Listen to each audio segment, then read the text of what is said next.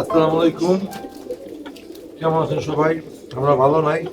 আজকেও আমার দুইটা কবুতর এই যে একটারে বেজি মাইরা দিছে। এখন বেজিরে মাইরা ফেলাইতে পারি চাইলেই, কিন্তু মাইরা ফেলাই না, কারণ আল্লাহর জীব, আল্লাহর জীবন দেওয়া জীব, আপনার আল্লাহর নেচারে দিচ্ছে ওইটা। আর কি করবো বলেন, কিন্তু এভাবে তো আমার শখের প্রাণীগুলারে মাইরা ফেলায় মরে যেতে দিতে পারি না। তো এখন আমরা যেটা করবো, আমরা ছাদে একটা কুকুরের ঘর বানা দিতেছি ছাদে।